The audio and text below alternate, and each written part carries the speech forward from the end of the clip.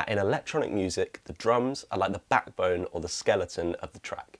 And I've got 5 tips for you on how to make them more interesting and punchy. That's all coming up.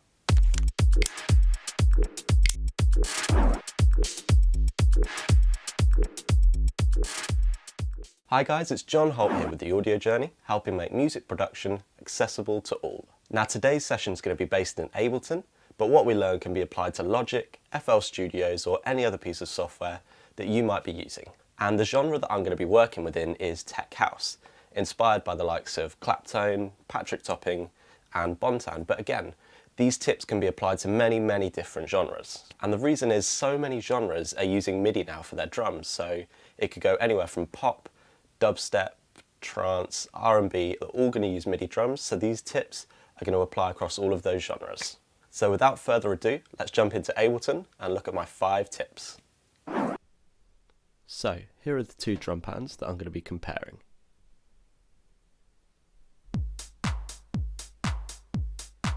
This is the first one, and it's not bad, it's just not really very exciting. And this is the second.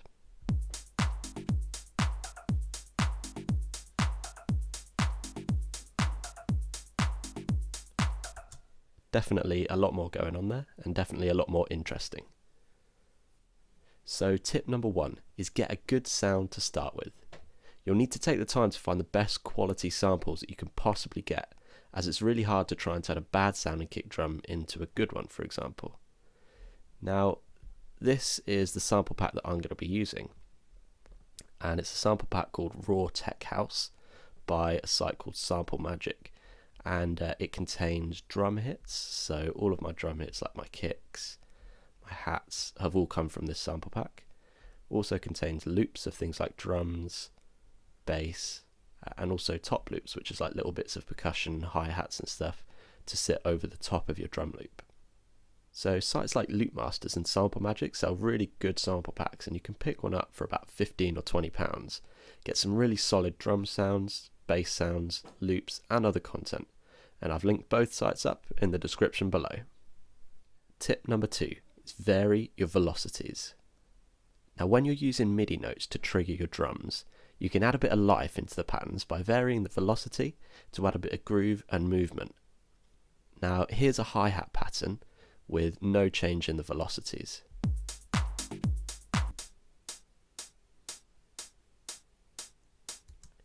And again, it doesn't sound bad, but what I'm going to do is show you one with a little bit more variation in the velocities.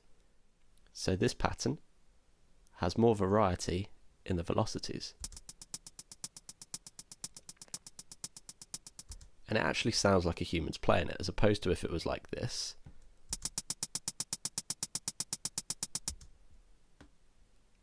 Added some variation.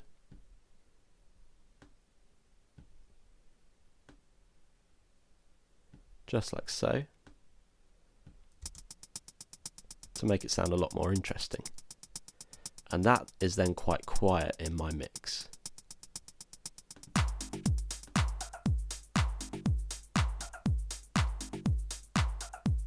And it just adds a little bit of something to your track. Now you can also vary the note lengths of your hi-hats so that the same sample can give you 2 different sounds, and again a little bit of groove and movement.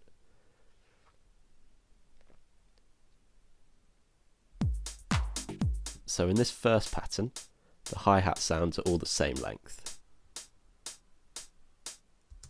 But what I did is I copied this over to here.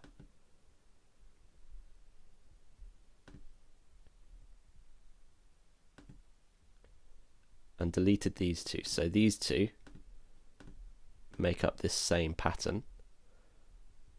But this one, I've made the sample shorter using this style just here.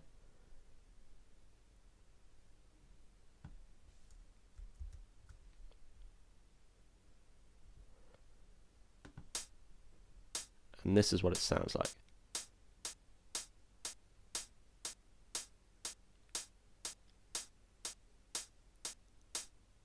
And this is what it sounds like in the track.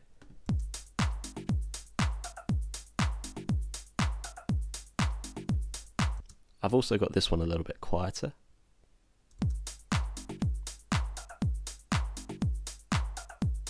just so it almost ebbs and flows with the hi-hats. Now number 3 is layer your hi-hats. Now a classic house track is going to have the following hi-hat pattern.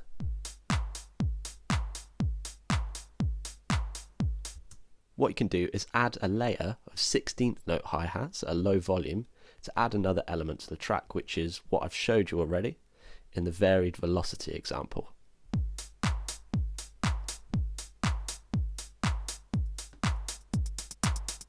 Which is this hi-hat sample. At a low level, what it can do is just fill up a little bit of an empty sounding drum pattern. Tip number 4, get percussive. Now tech house is famous for its drum patterns being very percussion heavy, and it really adds to the groove of a track. Now the thing is with percussion, it can sound kind of weird on its own, but you'll find that when you add it to a track, it fits really well and sounds really good. Now here are some examples of percussion from my track.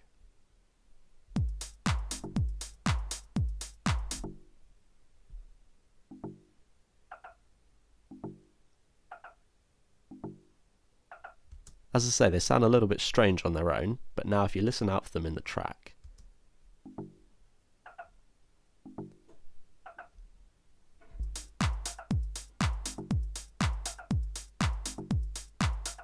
it really does add something. So if we take them away and add them back in,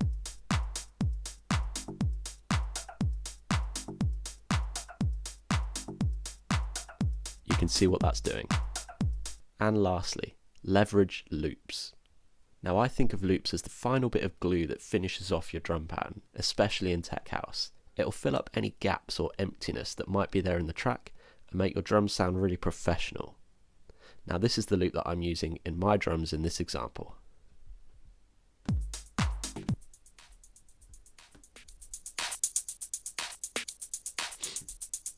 It sits at quite a low volume in the track.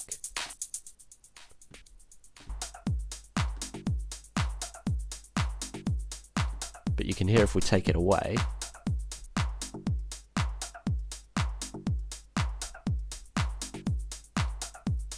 the track certainly does sound emptier without it.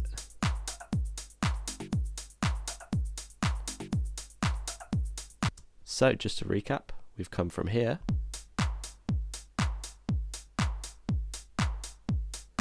just a very basic pattern to here.